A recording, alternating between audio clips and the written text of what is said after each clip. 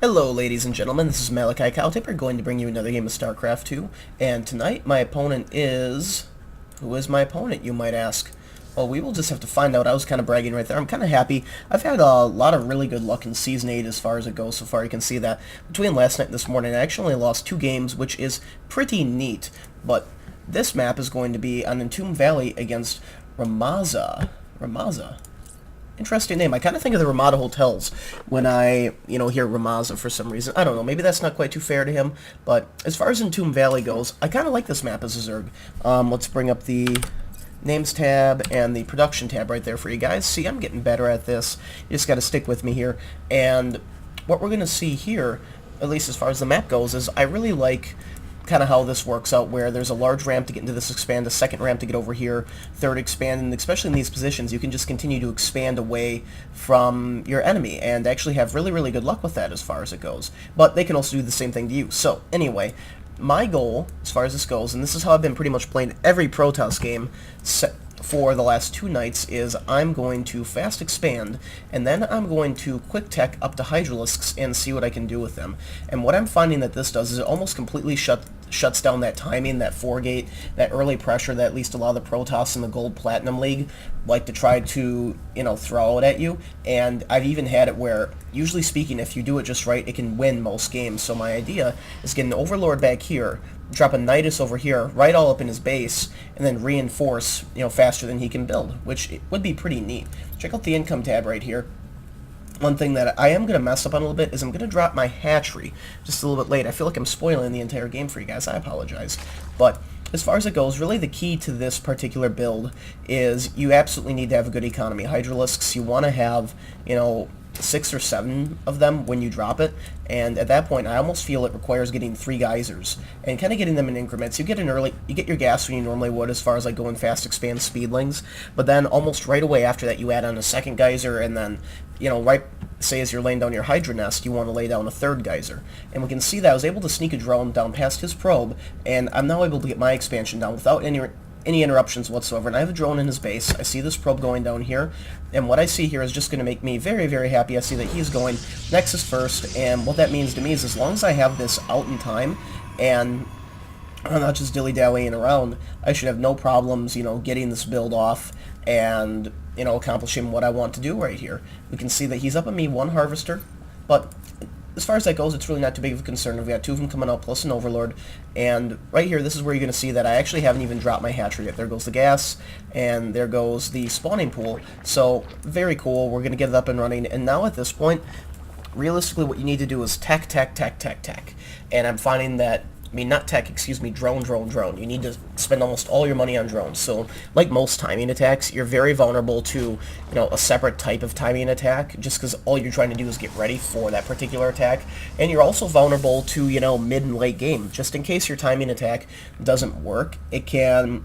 You want to kind of have a backup plan. So the idea for this attack is it comes around the 9 to 10 minute mark, if I remember correctly, and we'll find out soon enough as far as it goes. But with that, kind of the idea of the attack is if it doesn't work, you should have 2 fully saturated bases, and after having units up in his base and thwarting the early game pressure, which is usually Zealot Stalker with 1 or 2 Immortals, he'll be, pretty inclined to sit there and turtle because he thinks, oh, you're going to build Roaches and Hydras on me, I'm going to get like 7 Colossi, and then you're just going to die. But that's not the case. That's not quite how the late game version of this build goes, and I'll show that to you guys very, very soon. So we go back to the Income tab right here. You can see that he's still up 21 to 22 Harvesters, and that's really okay as far as that's concerned. You can see that right now I have 150 gas, and what I'm waiting for is for this Queen to finish building and then to start my lair right away. I'm not going to get speed until about halfway through, and at this point I'm like, fuck this, I need to kill that probe because I can't let him see my lair build that I'm going to go for. And we check out what Ramza sees. He has no clue what I'm doing, which is exactly how I like it, and to my credit, I have a decent idea what's going down over on his side of the map as far as it goes, and I'm really not... When they go Nexus first, I'm just not too concerned about early game pushes. We could maybe see some Zealots coming out, but it's generally nothing that I couldn't counter by getting out enough lings between the 2 hatcheries and the 2 queens. I should be able to produce enough fighting units should I need to defend myself. So now this is where I'm going to get the second gas, and I'll probably be getting Zergling speed pretty soon, and I have found that having Zergling speed is actually pretty important to this particular build, and the reason for that is the Zerglings kind of act as the shield for your Hydras, and they need to be able to engage the Stalkers and the Zealots far enough away from the Hydras where the Hydras can just sit back and do what they do, just kill everything. And going back to the production right here, you can see that I'm just producing an obscenely high number of drones because you want to have a strong economy. Hydras and Lings are not cheap, and when you finally decide to do the attack, you need to be able to fall back on the fact that this might not work, and your economy needs to be good enough to prevent some type of strong counter push on his part. And if we check out the tech that he's going Stargate first. We have a couple gateways going down. Warp gate tech is being researched slowly but surely, but right now he's basically focusing on getting out Void Rays, so he's more than likely going to go Void Ray and get a few Phoenixes out, do a harass with those, and then transition into more of a traditional mid-game, maybe with a few Void Rays just more or less for support as far as that's concerned. So we can see I have my speed going down, and another thing that you need to do is you want to make sure that when you decide to stop producing drones, and also getting group spines very early as well, because when you think about it, it's a really, really good upgrade. The Nidus network takes about 50 seconds to build, so if you start before the Nidus network, you'll pretty much have it right in time to do the attack. We can see my Overlord's in position here, and excuse me, I kind of lost where I was going right there, but yeah, if your attack fails, you need to be able to fall back on these two bases and defend yourself. I think I've already stated that, probably have. You know what, you guys just want to see the game, and if we check this out right here, his Warp Gate tech is almost done. So if I could have gotten mine out a little bit quicker, I might have been even able to engage this before there was warp gates. But if we check out the income tab right here, I'm up 50 to 42 harvesters. So this entire time, I've just been droning while I've been laying down tech.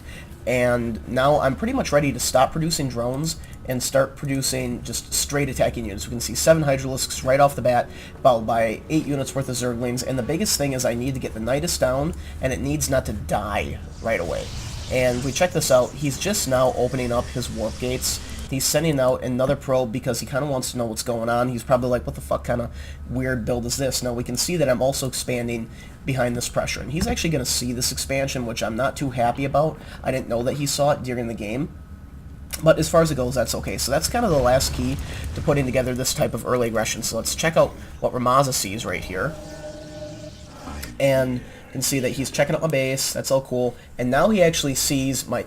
I can actually see my Nidus network in the lower part of the map right here. And now he hears it, so he's sending in units. And to this point, you can see that these probes are actually going straight to attack Nidus, and that's exactly what those Zealots did. Niduses, I really feel like they need more health. They just go down too easily. I was able to stream some Hydras in there, and they're actually going to get quite a few kills as far as that's concerned, just because Hydras are so awesome. But with all these Zealots coming in without any Zergling support, they're going to go down. And I did try to drop a second Nidus, but we can see he's pulling off all of his workers, and he's going to bring that down and thwart my attack. So if we check this out right here, income tab, I'm up 49 to 39 harvesters. For units lost, we are about dead even. He's actually lost just a little bit more than me. And if anything, what that attack has done is it's reduced the size of his army. It's stopped his air cheese complete. He's not going to be doing that right now. And I have a third base up and running, and he does not. He has actually secured a proxy pylon back here, that sneaky son of a gun. But that's not really too big of a concern for me at this point, so we're going to go back to the production tab right here.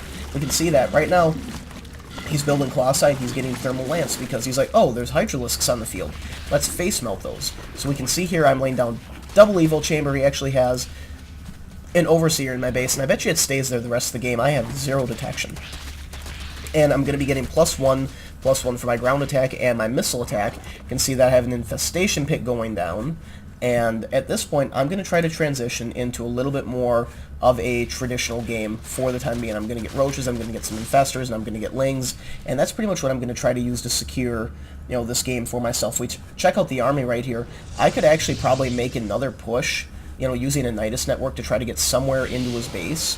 And I may be able to end the game just because I have so many more troops than he does, and my economy's been really good, so it would not be very difficult for me to reinforce it all. But the thing is, as a Zerg player, sometimes there's a time to attack and sometimes there's a time to drone, and at this point, I feel as though I have the advantage, and I don't want to throw it away by continuing to throw units on them. I want to get this economy up and running, I want this hatchery to be going good, and what I also need to do is I need to start spreading creep. I have a second creep bitch, but she ain't going to be spreading nothing anytime soon. Go back to the production tab right here. You can see that I'm also getting Aspire, and I'm getting Hive Tech. So the idea to this is, if he's going to be using Tier 3 units, like Colossi against me, when I have Roach Hydra, I think that's unacceptable. So I'm going to try and hold him off until I can get Broodlords out on the field and just really Rafflecopter him. And the reason I'm going to do that is the attack happened a couple minutes ago, and that told me a few things. One, his army really wasn't that much. He didn't have Colossi or anything else out on the field. Two, I'm going to see his Colossi right here. I'm going to get a good look at the size of his army, so I know that he's nowhere near max as far as his supply goes, and it's just very, very rare for a Protoss to sneak out. And that Overseer may have given its life, but I now have a change lane up in the base. They last for 150 seconds. They are very, very cool, and this is going to make me feel very, very comfortable to continue to pursue this tech path. I'm getting a Roach worn down right now because Roaches are going to be a very important part of this army to deal with the ground forces, and I like what he's doing here. Just putting out proxy pylons, and I did put an Overlord down here because I thought about Nidusing in some Zerglings later on and taking out this expansion, but we can see he's not going to have anything to do with that. He's going to warp in a Stalker to take care of it, and I'm now getting a fourth, use the Zerglings to take that out, and the only real thing I could say that I think I'm doing terrible at is this creep spread. He can attack and I'll have no idea that it's coming there, and it just takes my army that much longer. So getting the Spire is very, very important because now I have 5 Corruptors out in the field, and Corruptors deal 20 damage against Massive, and these guys happen to be Massive, which is pretty neat. And they actually only have 350 health, so it only takes about 4 shots from these Corruptors, and actually if I use Corruption it might only take 4 shots with Corruption on them. So at this point what I'm going to do is I'm confident that I have a lead in my army, and I'm confident in my economy's ability to resupply. I'm actually going to push out and I'm going to attack. So I have a lot of Zerglings here, and they're going to get cleaned up. Ah, that just sucked really, really bad right there. But a lot of those Zerglings are going to take a lot of damage. These Hydralisks actually going to do a really good job working away at all of these Zealots. Just when there's Hydras and Zealots don't have charge, you just can't do much about them.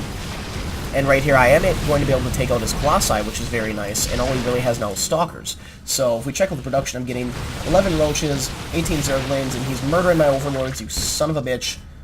I hate you so much right now. And this is just kind of a nice little ball of death, and I'm going to have to let this hatchery fall. This is going to give me the time to remax the army that I need to deal with this, and actually I probably could save that hatchery if I attack from the side right here, but I want to wait until I have overwhelming forces. I'm getting my Broodlords out onto the field, so when you think about this, this is 16, 17 minutes into the game, and we're getting Tier 3 out, and this has been winning me a lot of games against Protoss by, fast teching up to Hive, because that's where, Zerg really come alive. We have Ultralisks at that point. We get awesome upgrades for our Zerglings, like Adrenal Glands, get your Tier 3 upgrades, and Broodlords, just I can't stress how fucking awesome Broodlords are. Absolutely love them. Try to incorporate them into everything I do. Maybe. We'll see. Oh, so cute. But you can see that he's coming in here, and he's going to make an attack at this hatchery. But this attack really isn't going to do all that much. I have a good surround with these Roaches. We check out the upgrades. He's 1-1. I am 1-1, currently working on 2-2, and he's going High Templar for Psionic Storm. And as far as this goes, I'm not necessarily sure how I feel about that particular decision. Psi Storm is fairly effective against Roaches and all of the ground units if you don't move it out, and let's just face it, I'm kind of lazy, so I might not move my units, but I don't know how he's going to deal with my Broodlords. They don't have energy, so he can't feedback them, and unless he gets a very, very good Air Force or blinks his Stalkers in, which I would see that hard to do with my number of Lings. I'm also getting in a few Mutas just to kind of throw the mix in a little bit, but I'm not getting any air upgrades. I really should be getting some attack upgrades just because they make the Mutas a lot more powerful, and they also make your Broodlords a lot more powerful as well. But to that end, he's now getting a 4th up and running. He has his 3rd up and running. We check out the income tab right here. You can see that we're both pretty even as far as Harvesters are concerned, but okay, he has actually done a very good job migrating most of them away. Where the hell are all your Harvesters, actually? Okay, they're spread out good. Very, very good spread.